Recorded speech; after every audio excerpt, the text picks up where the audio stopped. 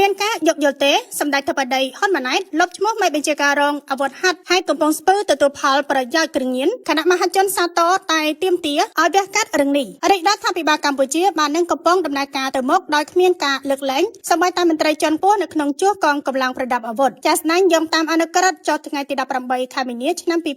2026សម្ដេចមហាបវរធិបតីហ៊ុនម៉ាណែតនាយករដ្ឋមន្ត្រីនៃព្រះរាជាណាចក្រកម្ពុជាបានសម្រេចដកហូតមុខតំណែងនិងលុបឈ្មោះលោកវរៈសេនីយ៍ឯកតិតវណ្ណៈមេបញ្ជាការរងកងរាជអាវុធហត្ថខេត្តកំពង់ស្ពឺចេញពីក្របខ័ណ្ឌនៃកងយុទ្ធពលខេមរភូមិន្ទជាផ្លូវការហើយដើមចង់នៃរឿងអាស្រូវការចេញពីអ្នកបង្ក្រាបថ្លៃទៅជាអ្នកកាំងនិងទទួលផលប្រយោជន៍សំណុំរឿងដកក្តៅកគុកនេះត្រូវបានបកអាក្រាតឡើងបន្ទាប់ពីរកឃើញថាលោកវរៈសេនីយ៍ឯកតិតវណ្ណៈរួមជាមួយមេបញ្ជាការអាវុធហត្ថស្រុកភ្នំស្រួយនិងមន្ត្រីអាវុធហត្ថ4នាក់ផ្សេងទៀតសរុប6នាក់បានប្រើប្រាស់តួនាទីនិងអំណាចរបស់ខ្លួនទៅពាក់ព័ន្ធព្រមទាំងទទួលផលប្រយោជន៍ក្រោយខ្នងពីមកសញ្ញាចែកចាយគ្រឿងញៀនយ៉ាងជក់ដៃនៅក្នុងភូមិសាស្ត្រស្រុកភ្នំស្រួយខេត្តកំពង់ស្ពឺការប្រែក្លាយខ្លួនពីអ្នកច្បាប់មកជាអ្នកល្មើសច្បាប់ពីសំណាក់មន្ត្រីពាក់សា5រូបនេះបានធ្វើឲ្យកករកស្ថាប័នកងរាជអាវុធហត្ថនិងជះឥទ្ធិពលអាក្រក់យ៉ាងខ្លាំងទៅដល់ទំនុកចិត្តរបស់ប្រជាពលរដ្ឋមតិមហាជនទូការសាទរខ្លាំងតែចង់ឃើញរាជរដ្ឋាភិបាលត្រឹមដកឈ្មោះមិនគ្រប់គ្រាន់នោះទេតែត្រូវតែចាប់ដាក់គុកថែមទៀតភ្លាមបន្ទាប់ពីព័ត៌មាននៃការលុបឈ្មោះនេះត្រូវបានផ្សព្វផ្សាយបណ្ដាញសង្គមបានផ្ទុះការជជែកដេញដោលនិងសម្ដែងនៃការសាទរយ៉ាងខ្លាំងចំពោះចំណាត់ការដ៏ម៉ឺងម៉ាត់របស់សម្ដេចធិបតីហ៊ុនម៉ាណែតទោះជាយ៉ាងណា